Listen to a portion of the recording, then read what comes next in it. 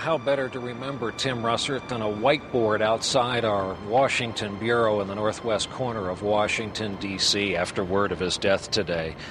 Veteran Washington journalists Sally Quinn and Bob Woodward were close friends of Tim. So was our chief White House correspondent, David Gregory. They're all with us tonight. Sally, your memories in chief of our chief White House correspondent, our Washington bureau chief, moderator of Meet the Press, Tim Russert.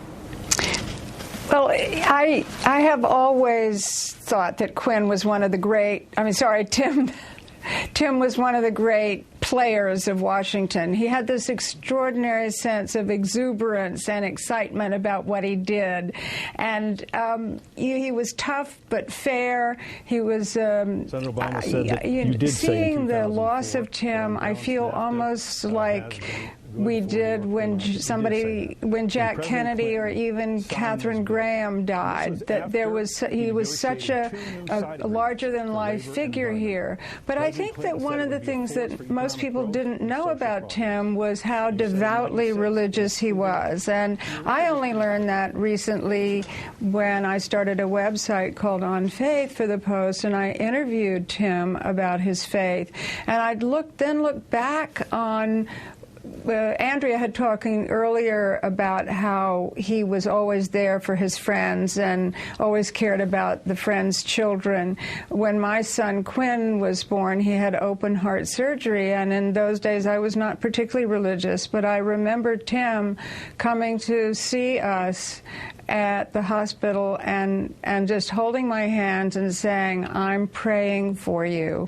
And even though, it was the kind of thing that people in Washington, particularly in those days, didn't say, but I just remember it giving me just an enormous strength to know that Tim was there praying for me. And then when Quinn ended up going to a special school for learning disabled children in Buffalo, New York, which is where Tim is from, he came up to the school, he made a speech, he started a scholarship to which he donated every year.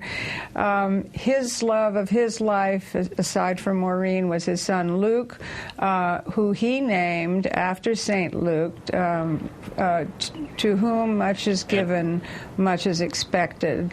And he always, when he'd come up to you at a party or see you at a dinner or on television, he would say, "How are you? How is Quinn?" And you knew that he meant it. When you go to parties in Washington, there's always somebody looking over their shoulder to see if there's someone else more important in the room. Tim never did that. It was always looking at you, and he always seemed to care about you. One of the questions that I asked him on the show was if he had a sense of the divine, what would it be? And he said, a sense of being a complete human being, living, caring, understanding, mindful and respectful and appreciative of others for all their strengths and all their faults, including mine. Bob Woodward, your turn. Thank you. Obviously one of the great reporters of all time. He was working every moment. And if he heard something or wanted to check something, he would call. At the same time, he understood the value of life. 3 years ago, when Mark Felt, the FBI deputy, came out and said he had been our Watergate-sourced Deep Throat, Carl Bernstein, my colleague, and I at the Post were on Meet the Press. And Tim flashed a picture of Mark Felt, who was 91 at this time, standing in his doorway in his pajamas and a walker. And we started talking about whether we would be in our pajamas with a walker at age 91 and the value that would have. And afterwards, Tim said something about how important understanding every day and the importance of every day. And then he closed it with that thing you've heard so many times. He would say, "Amen." That's right. David Gregory, you served under Tim, as I did before you in that same job in the Washington Bureau. I did, covering the White House. And Brian, I'll share the story of 2 phone calls with Tim Russert that I think says everything about him. The one would be repeated phone calls. Every time there was a presidential news conference, I spoke to Tim about the question I was going to ask, how we refine it, how we shape it, his idea, my idea, how to make it better. Only the boss could help me make it better. The second was the day that my first child was born, my son. And he spoke to me with the kind of enthusiasm and joy in his life that was his son. And he was gushing about how much joy was ahead for me that I enjoy with my children now.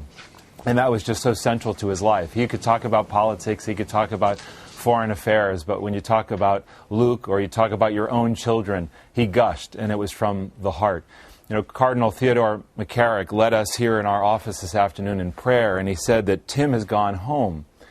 And we appreciate that, but I think for so many of us, we just can't imagine that he would ever leave work early, let alone with this kind of race that we're seeing in the race for the White House this year.